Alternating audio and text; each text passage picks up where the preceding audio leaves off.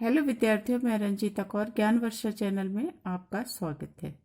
आज हम क्लास 12 की पाठ्य पुस्तक में से पाठ 19 पुस्तक पढ़ेंगे।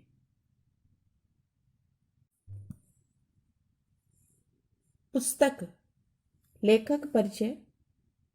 इसके लेखक देवेंद्र दीपक जी हैं। इनका जन्म 31 जुलाई सन 1934 में सहारनपुर उत्तर प्रदेश में हुआ था।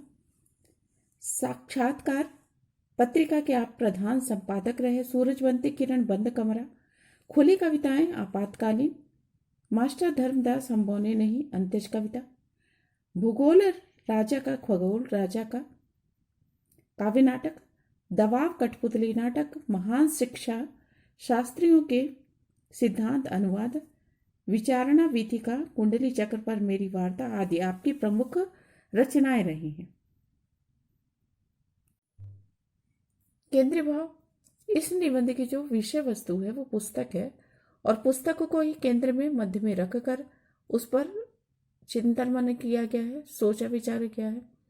जीवन जीते हुए, जीवन यापन, जीवन जीते हुए पुस्तकों का जो महत्व है उसे अनेक प्रकार से प्रतिपादित बतलाने का प्रयास किया है ना। जो उसकी विशेषताएं हैं पुस्तकों की, उनको बताने का प्रयास किया गया है।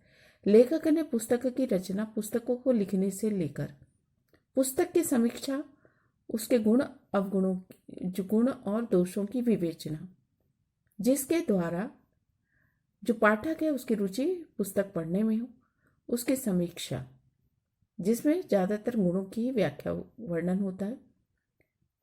पुस्तक की समीक्षा से पुस्तक के भंडारण माने पुस्तक को रखने का स्थान, इन सारी स्थितियों को वास्तविक आधार पर पुस्तक के विषय के अनुसार चर्चा की है। जो शिक्षा के क्षेत्र हैं, शिक्षा संस्थाएं, वहां पर पुस्तकों का बहुत महत्व है, क्योंकि पुस्तकें ज्ञान विज्ञान के लिए बहुत जरूरी हैं। ज्ञान विज्ञान के ज्ञान के लिए ये पुस्तकें बहुत महत्वपूर्ण हैं। जब हमारी संस्कृति है और हमारी सभ्यता का अर्थ है कि सभ्य आचरण, तो जब पाषाण युग, पत्थर युग, जब मानव असभ्यता, तब से लेकर अब तक के सभ्यता के युग की ये पुस्तकें साक्षी रही हैं। इनमें इसका वर्णन है। ये सिर्फ उसकी साथी नहीं है उस यात्रा की, वे तो दिशा दिखाती हैं, वो इसकी प्रेरणा देती हैं। यही वजह है कि हमारे जो पुस्तकें थी उनके भीतर का ज्ञान, ये सारे ज्ञान की विशेषताएं आक्रमण करने वालों को कभी भी पसंद नहीं आई और उन्होंने इसे नष्ट करने का, पुस्तकालयों को नष्ट करने का हमेशा प्रयास किया। बख्तियार खिलजी नाम का एक आक्रमणकारी था, उसने जो आक्रमण किए उसमें सबसे अधिक नुकसान नालंदा पुस्तकालय को हुआ। उसने उस पुस्तकालय को जलाकर राख कर दिया। पुस्तक का जलना विश्व की जो संपदा थी, जो अमानत थी, उसका जलना था। पुस्तक जलाना और उसे नष्ट करना घोर अपराध है। एक माने घोर अपराध कहना चाहिए कि एक बहुत गंभीर अपराध है। ऐसा ही इसी के समान एक कृत्य कार्य है। लेखक का निबंध के समापन अंत में भी आशावादी स्वर दिखाई देता है। वो आशावान बने रहते हैं। हमारे देश की जो सूचना क्रांति हो रही है, तेजी से जो समाचार हैं वो तेजी से फैलते हैं, तो ये सूचना वो दूरदर्शन के माध्यम से, जब लेखक ने ये लेख लिखा होगा तब दूरदर्शन के माध्यम से सूचना क्रांति का युग चल रहा था, तेजी से सूचनाएं फैल रही थी। लेकिन आज तो और अधिक तेजी आ गई है। मोबाइल है और नेट है, क्षण भी नहीं लगते हैं उन सूचनाओं को फैलने में। तो आज सूचना क्रांति का बोलबाला है, लेकिन पुस्तकों को उनके पीठिका, उनके आसन से कोई भी नहीं गिरा सकता। जीवन में पुस्तकों की उपयोगिता बनी रहेगी।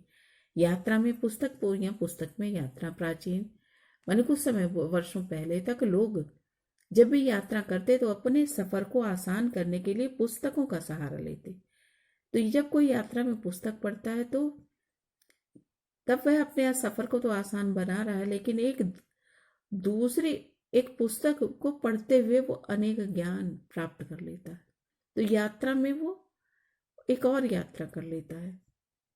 पुस्तक बाहरी और आंतरिक यात्राओं का एक समभाव माने एक आपस में इनका घनिष्ठ संबंध को दर्शाती है ना। बाहरी और भीतरी यात्रा एक साथ कर देती है।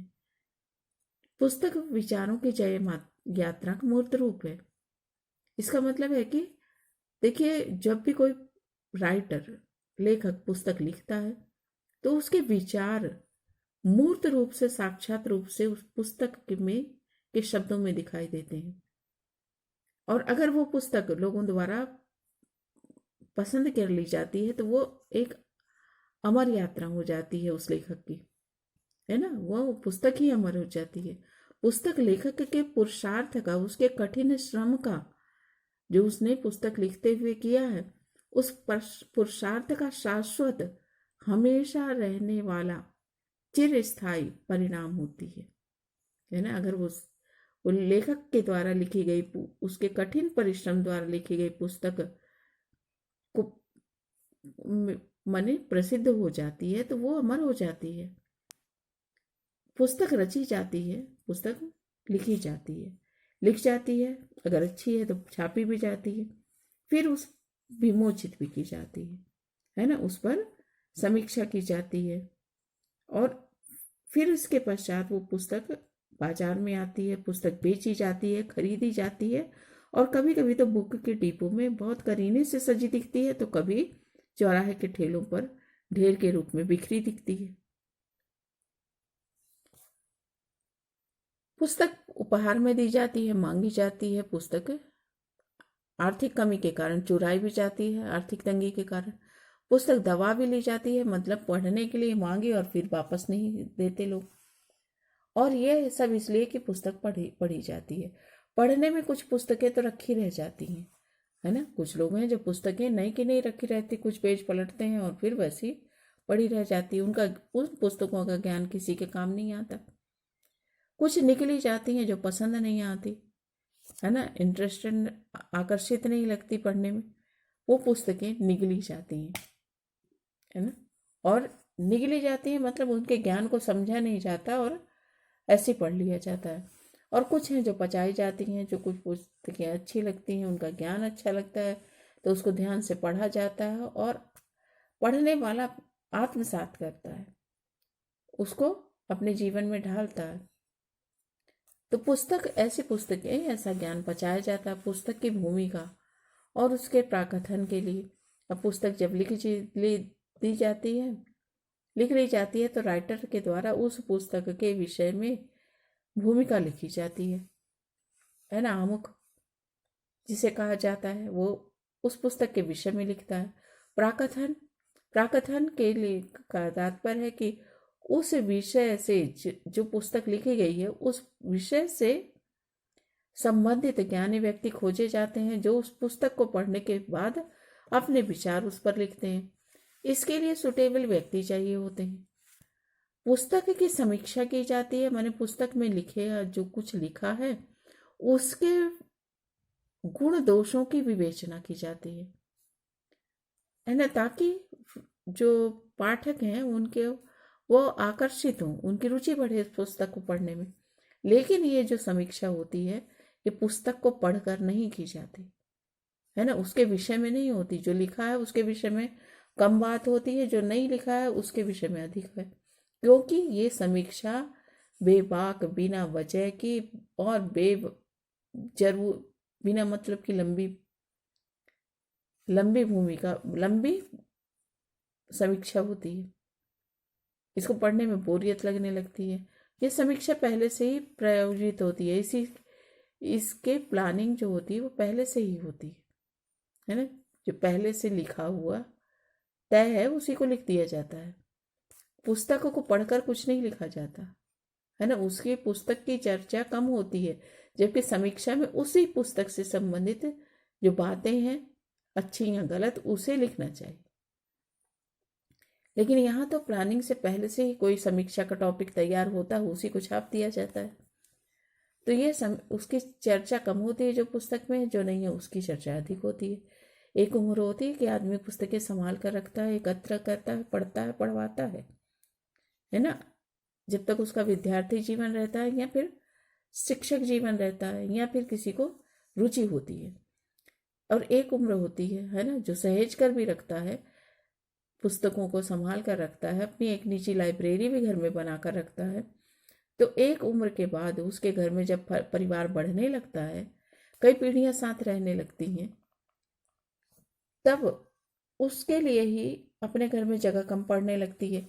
और निजी पुस्तकालय माने अपनी उसकी लाइब्रेरी को लेकर कमरे में, लाइब्रेरी के कमरे को लेकर परिवार में चिक चिक माने झगड़ा बाद बहस होने लगती है। तब फिर उसे वो अपनी लाइब्रेरी भी हटानी पड़ती है घर से।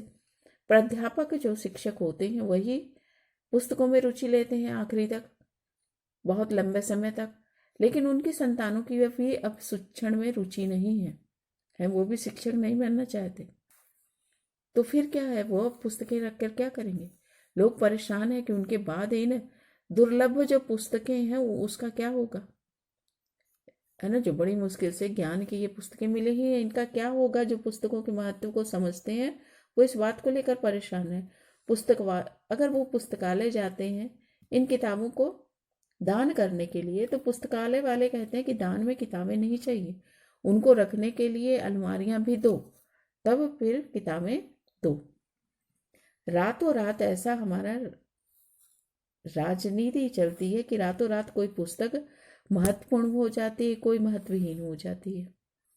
रातों रात कोई अछूत होती है, महत्वहीन हो जाती है, कोई महत्वपूर्ण हो जाती, कोई पुरस्कृत होती है, कोई सम्मानित पुस्तक हो जाती है, रातों रात कोई अपमानित हो जाती है। और एक दिन पढ़ते हैं कि अमुक माने उस पुस्तक का नाम लिखा होता है कि उस पर प्रतिबंध लग गया, बैन लग गया। एक दिन पढ़ते हैं कि अमुक फलानी पुस्तक जला दी गई। इन सब के पीछे क्या है? राजनीति है। ये कोई नई बात नहीं है। नालंदा विश्वविद्यालय की बहुत महिमा, बहुत सम्मान रहा, शिक्षा के क्षेत्र में बहुत इसका दबदबा था, बहुत सम्मान था। 10,000 विद्यार्थी, 1500 आचार्य थे। बौद्ध दर्शन, दर्शन साहित्य, इतिहास, निरुक्त वेद, हेतु विद्या, ज्ञान, न्याय शास्त्र, व्याकरण, चिकित्सा शास्त्र, ज्योतिष आदि के शिक्षण की व्यवस्था थी। और जो शिक्षक थे उनमें तो थे आचार्य शीलभद्र, नागार्जुन, आचार्य धर्मकीर्ति, आचार्य ज्ञानश्री, आचार्य बुद्ध भद्र, आचार्य गुणमती, आचार्य सागरमती, आचार्य स्थलमती जैसे आचार्यों का नालंदा विश्वविद्यालय से नाम जुड़ा हुआ था। बख्तियार खिलजी के आक्रमण से नालंदा विश्वविद्यालय को बहुत बड़ी हानि हुई। उसने इस पुस्तकालय को आग के हवाले कर दिया। कहते हैं कि 6 महीने तक ये आग नहीं बुझी थी। इस अग्निकांड में जो नालंदा विश्वविद्यालय के पुस्तकालय में अमूल्य ग्रंथ थे वो सारे भस्म हो गए, जलकर राख हो गए। इसका उल्लेख तिब्बत और चीन के ग्रंथों में इसलिए मिलता है क्योंकि तब तिब्बत और चीन से विद्यार्थी नालंदा विश्वविद्यालय में पढ़ने आया करते थे, इसलिए उन्होंने इसका वर्णन अपने ग्रंथों में लिखा है। युआन चुआंग नालंदा उसने नालंदा के विश्वविद्यालय का गौरवपूर्ण जो वर्णन किया है वो बहुत ही गौरवपूर्ण है। और तिब्बत के विवरण से पता चलता है कि नालंदा पुस्तकालय में एक विशिष्ट क्षेत्र था, एक खास एरिया था, उसे धर्मगंज कहते थे। और उसमें रत्न सागर, रत्नोदधि और रत्नरंजक नाम के 3 बड़े विशाल पुस्तकालय थे। ये प्रश्न का उत्तर है, ध्यान रखिए। जो नालंदा का विशिष्ट क्षेत्र, खास एरिया, वो धर्मगंज कहलाया। धर्मगंज में 3 बड़े बड़े पुस्तकालय थे। और रत्न सागर का जो पुस्तकालय था वो तो 9 मंजिल का था। पागल कौन है जो पुस्तक लिखता है? पागल कौन है जो पुस्तक लिखता है या जलाता है या जलवाता है? क्या होता है किसी पुस्तक का? जलना। क्या होता है कि किसी पुस्तकालय का चलना, जितना सोचता हूँ, लेखक कहते हैं कि उतनी ही खिन्नता, खिन्नता माने परेशानी, दुख, खिज, इस सब का भाव बढ़ता जाता है। हर पुस्तक जो होती है, जब पुस्तक लिखते हैं, वो लिखने वाले की लंबी साधना, उसकी लंबी समय तक की तपस्या होती है, उसके परिश्रम का परिणाम होती है। वो कितनी, जो इतनी पुस्तकें जली नालंदा में, तो कितने लोगों की रात भर जागने का जागे होंगे, वो जागरण व्यर्थ चला गया। तो ये सब कब हुआ? ये तब लोग दीपक की रोशनी में लिखा करते थे, तो कितनी आंखों का जागरण व्यर्थ चला गया, बेकार हो गया। कितने लोगों ने कितनी खोज करने के बाद शोध किए होंगे, खोज की होंगी, तब पुस्तकें लिखी होंगी, वो सब बेकार गया। कितनों ने सोचा, विचारा, समझा होगा, वो लौट कर नहीं आएगा। यह तो विश्व की धरोहर, विश्व की एक संपदा का नष्ट होना था, क्योंकि हमारे पूर्वजों ने आने वाली पीढ़ियों के लिए वो ज्ञान सहेजा था। शताब्दियों, 100 वर्षों की शाश्वत साधना, कई 100 वर्षों की जो शाश्वत अमर साधना तपस्या थी, उसके साथ छल हुआ। पुस्तकालय जलाने वालों ने ये छल किया। ये दहशत और वहशत को का मिला जुला खेल था, है ना, बहसीपन और आतंक का मिला जुला खेल था। पुस्तकें और भी कई तरह के षड्यंत्रों का शिकार होती हैं। कुछ धूर्त कपटी लोग होते हैं कि ग्रंथों में किसी तरह का प्रक्षेप, परिवर्तन कर देते हैं, ताकि उसके जो अर्थ को ही बदल कर रख दे। कहीं कुछ वाक्यों को गायब करते हैं, कहीं हंसी मजाक में कुछ वाक्यों को बदल देते हैं, कहीं जानबूझकर विवाद उत्पन्न करने के लिए परिवर्तित कर देते हैं। जो ग्रंथ नष्ट नहीं भी हुए, उनमें भी गड़बड़ी हो गई। ये सारी बातें घटनाएं नहीं है, दुर्घटनाएं हैं। इनकी आवृत्ति, इन्हें दोबारा न दोहराया जाए, इस बात की विषय में सोचना होगा, चिंता करनी होगी, इस बात में सोचना होगा, इससे बचना होगा। सूचना क्रांति आज तेजी से, जो भी समाचार होते हैं तेजी से फैलते हैं। जब लेखक ने ये लेख लिखा होगा तब दूरदर्शन छाया हुआ होगा, तो दूरदर्शन के समय ही तेजी से सूचनाएं फैलती थी। अब तो नेट, मोबाइल और नेटवर्क का जमाना है, तो अब कितनी तेजी आ गई होगी सूचना क्रांति में। तो पढ़ने की आदत कम होती जा रही है, तेजी से सुनकर ही पता चल जाता है, देखकर पता चल जाता है। तो इन सब के बाद भी अब माने लोग पुस्तकें पढ़ते नहीं हैं, लेकिन फिर भी पुस्तकें मित्र थी, मित्र हैं, मित्र रहेंगी। जिस प्रकार कमरे को रोशनदान चाहिए, कमरे से प्रदूषित हवा बाहर जा सके, इसलिए रोशनदान होना जरूरी है वेंटिलेशन के लिए, उसी प्रकार दिमाग का जो जो दूषित विचार है वो बाहर जा सके, इसलिए पुस्तक चाहिए। हर पुस्तक को उसका पाठक मिलना चाहिए। हर पुस्तक को पढ़ने के लिए उस पुस्तक की पर में रुचि लेने वाला पाठक मिलना चाहिए, और हर पाठक को उसकी पुस्तक मिलनी चाहिए। हर पाठक को जिस पुस्तक में रुचि है वह पुस्तक उसे मिलनी चाहिए। ये बहुत जरूरी है, ये हर हालत में जिम्मेदारी है, ये होना ही चाहिए।